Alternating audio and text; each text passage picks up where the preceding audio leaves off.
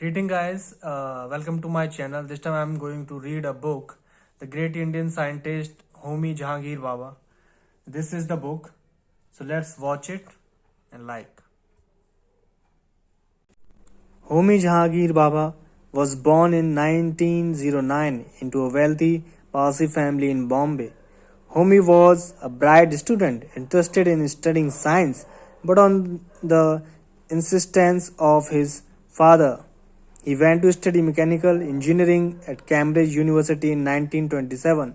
Even his uncle, Doravji Tata, supported the decision as he wanted Homi to join Tata Steel after his graduation. However, soon after entering college, Homi realized तो जो ये scientist हैं होमी जहांगीर बाबा, इनका जन्म हुआ था 1909 में एक पारसी फैमिली में बॉम्बे में।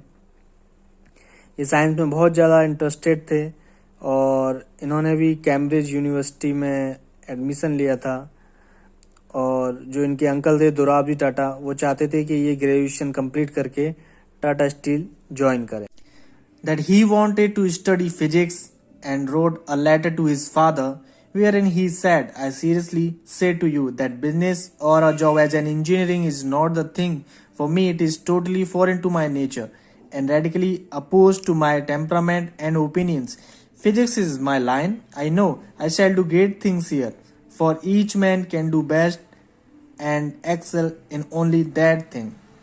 उन्होंने अपने फादर को एक लेटर लिखा और उन्होंने कहा कि बिजनेस इंजीनियरिंग मैं नहीं कर सकता हूँ, मुझे फिजिक्स में ही इंटरेस्ट है और मैं उसमें ही कुछ अचीव करूँगा। Go to the next paragraph.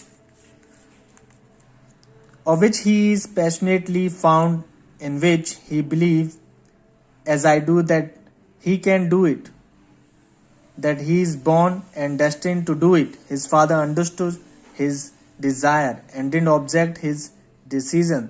Thereon, thus Homi finally redirected his career and dedicated himself to physics. He was particularly drawn to the concept. उनके फादर भी समझ गए उनका लेटर मिलने के बाद कि ये फिजिक्स में ज़्यादा इंटरेस्टेड हैं और फिजिक्स में ही कुछ करेंगे। Of cosmic rays and earned his PhD for his thesis on the absorption of cosmic radiation in 1934 for his work on Compton and Bawa scattering. He gained recognition not just among his peers but several other scientists associated with Cambridge University, like including Neil Bohr.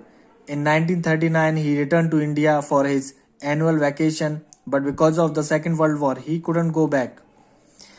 Homi ने अपना PhD complete किया 1934 में, और वो जब Cambridge में पढ़ रहे थे उस वक्त एक फेमस साइंटिस्ट हैं नील बोर, वो भी वहाँ भी पढ़ रहे थे।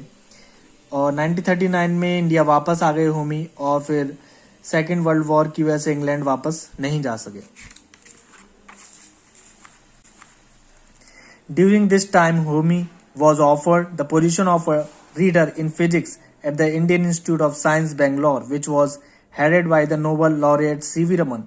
Homi accepted this position and started conducting his research on cosmic radiation. Homi को एक पोजीशन ऑफर हुई IISc में बाय C.V. रमन। होमी ने वो पोजीशन एक्सेप्ट किया और अपनी रिसर्च वहाँ स्टार्ट किया।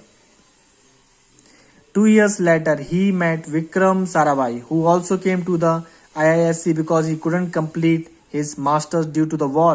Homi recognized his potential and made him an assistant in his research. Soon, they become very close friend. एक नोटिस करने वाली बात है कि विक्रम साराभाई भी वर्ल्ड वॉर की वजह से वापस आ गए थे और सेम रीजन की वजह से होमी भी। ये यहाँ पे बहुत अच्छे दोस्त बने, लेकिन कैम्ब्रिज में नहीं थे इतने अच्छे। तो दोनों ने मिलकर अपना रिसर्च स्टार्ट किया और होमी ने एज ए असिस्टेंट साराभाई को रखा। Once doctor Bhabha try to convince Jawaharlal Nehru to take a step in the direction of nuclear programming. If we have nuclear power supporting us, our nation would be empowered and secured amid any adversity, Dr. Baba said. Nehru replied, but our concern at the moment are rooted in the development of of industries, society, and the overall betterment of people. How is atomic energy going to solve these issues on the ground level? Bhabha ने एक बार convince करने की कोशिश की जवाहरलाल नेहरू को nuclear programming के लिए, और जो हमारे देश को काफ़ी हेल्प करता। नेहरू ने जवाब दिया कि अभी हमारी जो कंसर्न है वो डेवलपमेंट, इंडस्ट्री और सोसाइटी को लेके है। ये एटॉमिक एनर्जी किस तरीके से ग्राउंड लेवल पे उन प्रॉब्लम को सॉल्व करेगी।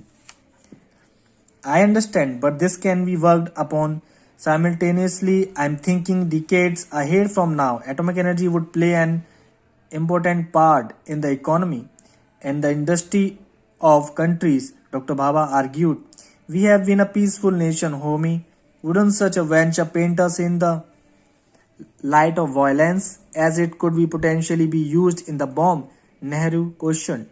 Then we make it clear that atomic power can also be used to maintain the peace of the world, Homi replied.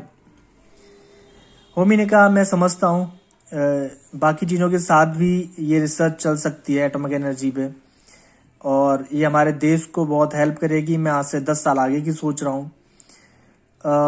Nehru ने कहा कि मैं समझ रहा हूँ, लेकिन it will paint us in light of violence.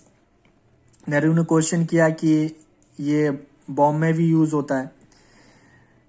Homi ने जवाब दिया कि वर्ल्ड में पीस भी लाई जा सकती है इस पावर से।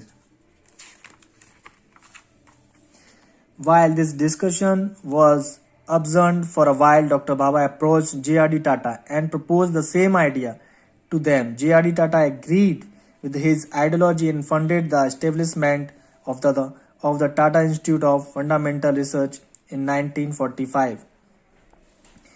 ये डिस्कशन पेंडिंग था जवाहरलाल नेहरू के साथ होमी का। तभी वो J.R.D. टाटा के पास गए अपना प्रपोजल लेके, और उनको प्रपोजल पसंद आया और उन्होंने उनकी हेल्प की।